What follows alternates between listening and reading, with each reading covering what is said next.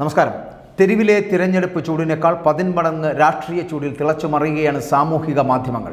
മൂർച്ചയേറിയ ആരോപണങ്ങൾ, ഇരട്ടപ്രഹരമുള്ള പ്രത്യാരോപണങ്ങൾ, കത്തിക്കയറുന്ന വിവാദങ്ങൾ, വായറപ്പൻ മറുപടികൾ, റീലുകളും കാർഡുകളും ട്രോളും ഗ്രാഫിക്സുകളും അടക്കം സമാനതകളില്ലാത്ത പോരാട്ടം.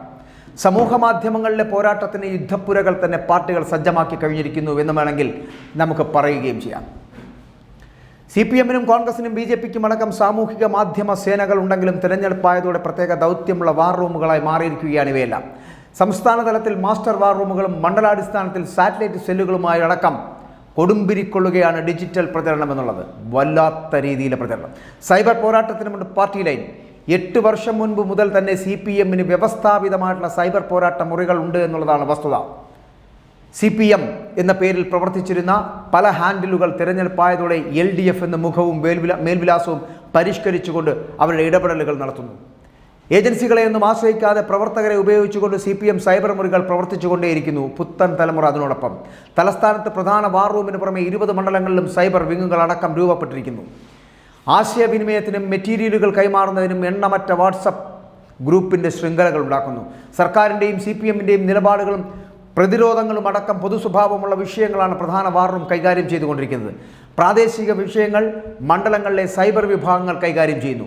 അങ്ങനെ സംസ്ഥാന സർക്കാരിൻ്റെ ഭരണ നേട്ടങ്ങൾ കേന്ദ്രീകരിച്ചായിരുന്നു ആദ്യ ക്യാമ്പയിനുകൾ നടന്നുകൊണ്ടിരുന്നത്. ഒപ്പം കോൺഗ്രസിനെയും BJP-യും ആശയപരമായും കടന്നാക്രമണങ്ങൾ നടത്തിക്കൊണ്ടിരുന്നു.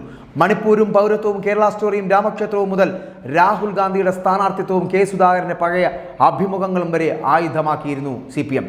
ചാനൽ ചർച്ചകൾ, നേതാക്കളുടെ വായടപ്പൻ മറുപടികൾ അടങ്ങിയ ചെറു വീഡിയോകളും തയ്യാറാക്കുന്നുണ്ട്. ഇതിനോടൊപ്പം തന്നെ എല്ലാ മണ്ഡലങ്ങളിലും സ്ഥാനാർത്ഥിക്കൊപ്പം സമൂഹ മാധ്യമ സംഘങ്ങൾ അവരോടൊപ്പം. കാശ് മുടക്കിയുള്ള സ്പോൺസേഡ് പോസ്റ്റുകൾക്ക് പകരം പ്രവർത്തകരുടെ അക്കൗണ്ടുകളാണ് പ്രചരണത്തിനായി ഇപ്പോൾ ഉപയോഗിച്ചുകൊണ്ടിരിക്കുന്നത്. 24 മണിക്കൂറും ഉണർന്നിരുന്ന് കോൺഗ്രസ് സൈബർ മുറികൾ കൂടി ഉണ്ട് എന്നുള്ളത് യാഥാർത്ഥ്യമാണ്. കോൺഗ്രസിന് 2 തരത്തിലാണ് സൈബർ ഇടപെടൽ സംവിധാനങ്ങൾ. ഒന്ന് ഈ KPCC നേതൃത്വത്തിലെ സമൂഹ മാധ്യമ വിഭാഗം, മറ്റൊന്ന് തിരഞ്ഞെടുപ്പ് കാലത്തേക്ക് മാത്രമായി രൂപവൽക്കരിച്ച വാർ റൂം.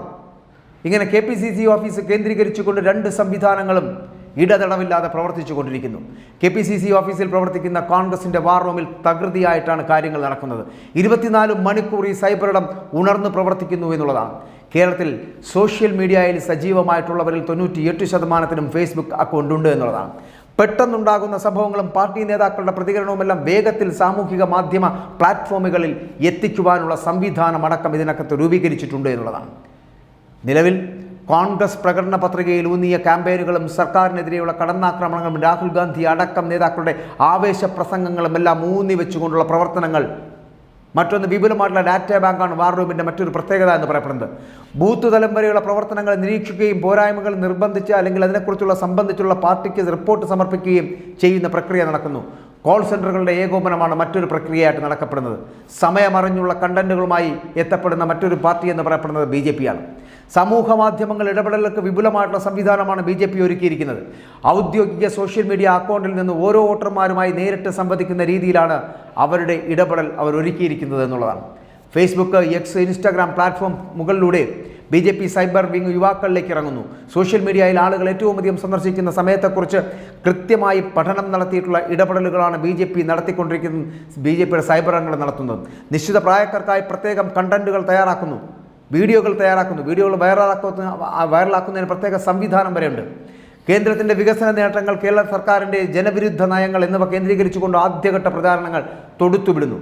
നേതാക്കളുടെ പ്രതികരണങ്ങൾ, വിമർശനങ്ങൾ എന്നിവയാണ് പ്രധാനമായിട്ടും ആ ക്യാമ്പയിനിൽ അവർ ഉൾപ്പെടുത്തുന്നത് എന്നുള്ളതാണ്. ഇനി മറ്റൊന്ന്, ഈ വ്യാജ അക്കൗണ്ടുകൾ വെച്ചുകൊണ്ട് വിൽപ്പനയ്ക്ക് ഇറങ്ങുന്നവരുണ്ട് കേട്ടോ. നേർക്കുനേർ ഇടപെടലുകൾക്ക് പുറമെ സാമൂഹിക മാധ്യമങ്ങൾ അല്പം കടന്ന വഴികളുണ്ട് എന്നുള്ളതാണ്.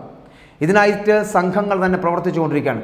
പണം നൽകിയാൽ വ്യാജ അക്കൗണ്ട് ആവശ്യക്കാരന് ലഭിക്കുന്നതാണ് ഇതിലൊരു ഇടപാട് എന്ന് പറയപ്പെടുന്നത്. പെട്ടെന്ന് ക്രിയേറ്റ് ചെയ്യുന്നതല്ല, മുഖമില്ലാതെ വർഷങ്ങളായി പരിപാലിക്കുന്ന അക്കൗണ്ടുകളാണ് ഇത്തരത്തിൽ വിൽപ്പനയ്ക്ക് വെച്ചിരിക്കുന്ന വിൽപ്പന ചരക്കുകൾ എന്ന് പറയപ്പെടുന്നത്. സ്ഥാനാർത്ഥിയോ നേതാക്കളോ വർഷങ്ങൾക്ക് മുൻപ് അവർ നടത്തിയിട്ടുള്ള വിവാദ പരാമർശങ്ങൾ, അബദ്ധങ്ങൾ വ്യാജ അക്കൗണ്ടുകൾ വഴി കുത്തിപ്പൊക്കി നാറ്റിക്കലാണ് ഇതിൽ മറ്റൊരു ഇടപാട് എന്ന് പറയപ്പെടുന്നത്. ഇതിനും കൂലിക്ക് ആളെ കിട്ടുമെന്നുള്ളതാണ്. സ്ഥാനാർത്ഥിയുടേതോ പാർട്ടിയുടേതോ പോസ്റ്റിന് കീഴിൽ ആക്രമിക്കാൻ വരുന്നവരെ സംഘം ചേർന്നുകൊണ്ട് തിരിച്ചടിക്കാൻ പതിയിരിക്കുന്ന വാടക സംഘങ്ങളാണ് ഇനി മറ്റൊരു വിഭാഗം. ഫലത്തിൽ ചൊറിയാൻ വരുന്നവൻ വിവരമറിയുമെന്ന് ഉറപ്പാണ്. സോഷ്യൽ മീഡിയ അല്ലെങ്കിൽ സമൂഹ മാധ്യമങ്ങളിൽ CPM-ഉം കോൺഗ്രസും BJP-യും നടത്തുന്ന പ്രവർത്തനങ്ങൾ എന്ന് പറയപ്പെടുന്നത് യുവാക്കളെ കേന്ദ്രീകരിച്ചുകൊണ്ട് തന്നെയാണ്. അതുകൊണ്ട് നിങ്ങൾ ആരെങ്കിലും പരസ്പരം ചൊറിയാനായി ഇറങ്ങിയാൽ തിരിച്ചടി ഉറപ്പായും കിട്ടും. അത്തരത്തിൽ തെരുവിലെ തിരഞ്ഞെടുപ്പിന് ചൂടിനേക്കാൾ വളരെ ആവേശത്തിലാണ് സമൂഹ മാധ്യമങ്ങളിലെ ആവേശച്ചൂട്, തിരഞ്ഞെടുപ്പ് ചൂട് എന്ന് പറയേണ്ടിയിരിക്കുന്നു. അത്രത്തോളം ജനഹൃദയങ്ങളിലേക്ക് ഇറങ്ങിച്ചെല്ലുകയാണ് സമൂഹ മാധ്യമങ്ങൾ.